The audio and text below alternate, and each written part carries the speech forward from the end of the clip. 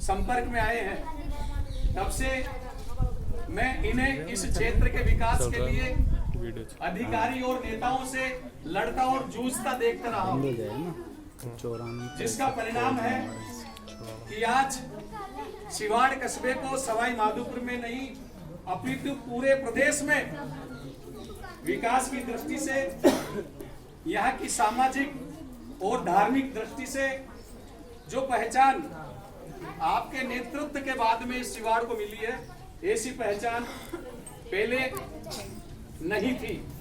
इसमें कोई दो राय है क्या? आप ये रोड निकला है नेशनल हाईवे, इसमें आपका योगदान है। बड़े बड़े अधिकारी पीडब्ल्यूडी के मुख्य अभियंता, चीफ इंजीनियर घुश्मेश्वर मंदिर के दर्शन के लिए आते थे।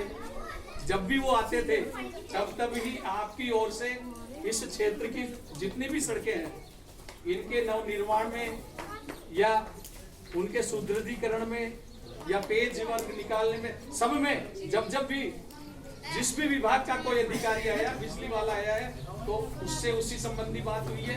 कोई मेडिकल एंड हेल्थ ऑफिसर आया है तो उसको चिकित्सा संबंधी बातें, जो भी आया है उस अधिकारी को और नेता को इस क्षेत्र की उससे संबंधित समस्याओं को बताने में कभी कोई कोर कसर नहीं छोड़ी है। इसलिए मैं आपसे निवेदन करना चाहता हूं कि राजनीतिक क्षेत्र से हमारी ये 7 पंचायतें पिछड़ी हुई है, सवाई माधोपुर जिले से कटी हुई है। अब अवसर आया है, जिला प्रमुख की सामान्य वर्ग की सीट है, और जो हमने 25 टिकट भारतीय जनता पार्टी के जिला पार्षद के दिए हैं, उनमें सबसे श्रेष्ठ और दबंग और प्रदेश की राजनीति में हस्तक्षेप करने वाला कोई व्यक्तित्व है तो आप हैं। अगर आप इन्हें जिताते हैं तो हमारा मानना है कि भारतीय जनता पार्टी की ओर से आप जिला प्रमुख के प्रबल दावेदार हैं।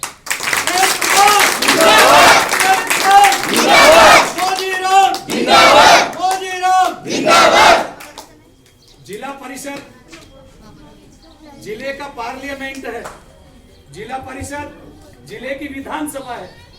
जिस तरीके से पूरे देश की योजना लोकसभा में बनती है और प्रदेश की योजना जिस तरीके से विधानसभा में बनती है, ठीक उसी प्रकार जिले की संपूर्ण योजनाएं, करोड़ों का बजट जिला परिषद के माध्यम से विकास के लिए आवंटित होता है। वो केंद्र का बजट हो या राज्य का बजट हो, सारा बजट जिला परिषद के माध्यम से क्षेत्र में आवंटित होता है। अब आप इस क्षेत्र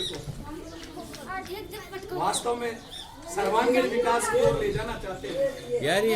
आपने देखा होगा कि इनके सरपंच काल में पहले आप थे, फिर भाभी जी थी। इस कस्बे की मेरे को कोई ऐसी गली कच्ची नजर नहीं आ रही है जो आनी चाहिए, है क्या? कहीं भी किसी तरह की कोई सफाई व्यवस्था, बिजली व्यवस्था, सवाई माधोपुर जिले का पहला कस्बा है जहां 24 घंटे बिजली आती है। वो सारी इन्हीं के प्रयासों की और इन्हीं के लड़ने की देन है। इसलिए ये जो शुभ अवसर मिला है, आपने सरपंच के माध्यम से इस कस्बे का विकास कराया है। हम चाहते हैं कि पूरे जिले को ही इनके विकास की जो मुख्य धारा है और मुख्य सोच है, ये एक कुशल संगठक है, कुशल श्रेष्ठ नीति निर्धारक है, अच्छे इंजीनियर हैं, क्योंकि आप ठेकेदार भी रहे हैं, तो उस हिसाब से आप संपूर्ण क्षेत्र की जानकारी रखते हैं। तो मेरा मानना है कि इन जैसा श्रेष्ठ सर्वज्ञ जिला प्रमुख नहीं होगा।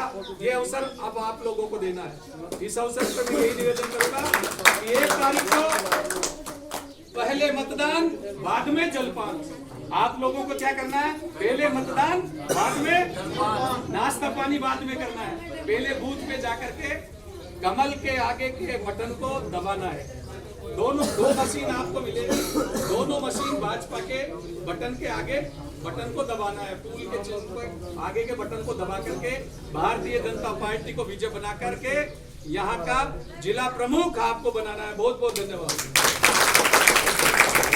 आदरणीय भाई साहब से निवेदन करूंगा, कृपया आप उपस्थित जन समूह को संबोधित करें। बोलो रामदेव बाबा की जय। आप सब लोगों के बीच में आज यहाँ पर जिला परिषद के 14 नंबर वार्ड से प्रत्याशी के रूप में मैं उपस्थित हुआ हूँ। मेरे साथ में भाई मोजीराम जी हैं जो पंचायत समिति के वार्ड नंबर 1 के हमारे प्रत्याशी हैं। तो आपसे यही निवेदन करना चाहता हूँ कि आप सब लोग इस बस्ती के रहने वाले हैं, श्रेष्ठ लोग हैं। आज हमारे बीच में जो है इस अवसर पर ओबीसी मोर्चे के प्रदेश महामंत्री महेंद्र सिंह जी साहब, उनके साथ पधारे हुए सब महेंद्र जी, ओबीसी मोर्चे के हमारे प्रीतम सिंह जी चौधरी साहब, सब गंगोरिया जी, डॉक्टर साहब, राजेंद्र जी, मंडावरा जी, हमारे यहाँ की सरपंच रही गीता देवी जी, हमारी भाभी जी रजनी जी, ओंकार जी चौधरी साहब, सीताराम जी पूर्व उप सरपंच, राम प्रकाश जी, इनकी माँ खुद भी जो है सरपंच रही है यहाँ की, और वो पंचायत समिति की सदस्य रही है। उनकी पुत्री भी यहाँ से पंचायत समिति की सदस्य रही है। 3 चुनाव उन्होंने लगातार जीते हैं। हमारे गाँव के सभी जो है बुजुर्ग यहाँ पर हैं, माता बहनें हैं, और मेरे साथी दोस्त हैं दावाई साहब यहाँ पर विराजमान है, हमारे वरिष्ठ सरपंच जी दावाई साहब। मैं तो इस अवसर पर यही निवेदन करूँगा कि आप लोगों का एक एक वोट हमारे क्षेत्र को मजबूती देने का काम करेगा। मैं तो उस दिन यही चाहूँगा, जैसा कि अभी गंगोरिया जी ने निवेदन किया है कि पहले मतदान और बाद में जलपान। तो आप लोग समूह के रूप में माता बहनें गीत गाती हुई जाएं कमल के फूल के, और वहाँ पर कमल के बटन के आगे जो मशीन है उसमें अपना बटन दबाएं। ज़्यादा से ज़्यादा वोटों से हम लोग यहाँ से जीत के आगे जाएं। मैं तो एक ही बात कहूँगा कि उस ज़माने में जब मैं सरपंच था, आदरणीय वाल्मीकि जी, कृष्णलाल जी वाल्मीकि राज्यसभा सदस्य थे, और उनकी इस क्षेत्र पर विशेष कृपा रही है। करीब 25 लाख रुपए उन्होंने इस क्षेत्र को उस समय मेरे सरपंच रहते हुए दिए थे। उसकी वजह से हमारे ओंकार जी चौधरी से लेके रामदेव जी के जो मंदिर का सीसी रोड था, जो पहले पूरा गंदगी और कीचड़ युक्त था, उसके लिए उन्होंने 10 लाख रुपए दिए। 5 लाख रुपए की लागत से उन्होंने वाल्मीकि भवन यहाँ पे बनाया। मैं तो यही कोशिश करूँगा कि आप लोगों ने अगर मुझे मेरे हाथ मजबूत किए, यहाँ से चुनकर भेजा अपने प्रतिनिधि के रूप में, तो आप सबके विकास के लिए, आपकी समस्याओं के लिए हमारा शिवाड़ कि नहीं, ये पूरा क्षेत्र एक आदर्श क्षेत्र के रूप में जाना जाए। और आने वाले दिनों में यहाँ की बिजली, पानी, सड़क, यहाँ की चिकित्सा और शिक्षा के बारे में हम और अग्रणी कदम उठा सकें, बढ़ा सकें। मैं आपको यही विश्वास दिलाना चाहता हूँ कि राजस्थान के कि नहीं, केंद्र के भी मंत्री हमारी बात को सुनेंगे। राजस्थान में जब बीजेपी की गवर्नमेंट आएगी तो एक नया आयाम, नए विकास के नए आयाम यहाँ पर स्थापित होंगे। पिछले कार्यकाल में हमने ये प्रयास किया था कि यहाँ सिवाड़ में कोई ऐसा मार्ग नहीं रहना चाहिए जिसमें नई सड़क नहीं बने। फिर भी अगर कोई रही है या आप लोगों के सम्मान में मेरी तरफ से कोई ठेस पहुँची है, उसके लिए मैं क्षमा याचना हूँ, क्षमा प्रार्थी हूँ। और आप मुझे अपने ही साथ का, अपने गांव का एक बालक समझकर अधिक से अधिक वोटों से जिता कर भेजने का आप लोगों का जो विश्वास है, मुझे पूरा विश्वास है कि आपका एक एक वोट इस प्रत्याशी को 14 नंबर में भाई मोजीराम को पंचायत समिति के वार्ड नंबर 1 से भेजने में महत्वपूर्ण और कारगर कदम उठाएंगे। जिले में हम लोग ये चाहेंगे कि हमारा क्षेत्र एक विकसित क्षेत्र के रूप में हो। यहाँ की सड़कें, यहाँ की पानी, और मोदी जी ने जो योजना चलाई है आने वाले दिन, हालांकि सिवाड़ में काफ़ी वर्षों से नल योजना है, लेकिन इसरदा बांध के लिए 1038 करोड़ रुपए पिछली सरकार जो वसुंधरा राजे जी की थी उन्होंने अलॉट किए। उसकी वजह से आज इसरदा बांध का काम चल रहा है। और 2022-23 तक, हालांकि अगर गवर्नमेंट बीजेपी की हुई तो 2021 में ये पानी मिल जाता, लेकिन कांग्रेस गवर्नमेंट की गति आप जानते हो। उनके सड़कों का काम करने का तरीका आपको मालूम है। 4 सड़कें भारतीय जनता पार्टी की सरकार में चालू हुई, और सड़कें खोद के बेचारे जो ठेकेदार थे पैसों के अभाव में वापस चले गए। आज जो चारों सड़कें पड़ी हुई हैं। मैं तो यही कहना चाहता हूं कि अशोक गहलोत जी की जो सरकार है वो एक धक्के से चल रही है। वो हर बार ये कोशिश करते हैं। अभी भी हमारे क्षेत्र के अंदर जब बारिश थी, भारी बारिश थी, उन्होंने ये जानबूझकर कि चुनाव के अंदर, जबकि चुनाव आयोग चाहता है, ये लोकतांत्रिक व्यवस्था में सब लोग चाहते हैं कि अधिकाधिक वोट बढ़े, लेकिन अशोक गहलोत जी ने ऐसा षड्यंत्र रचा था कुचाकृत चुनाव के माध्यम से कि कोई भी व्यक्ति जो हमारे गांव के ढाणियों के लोग हैं वो वोट डालने के लिए नहीं आए।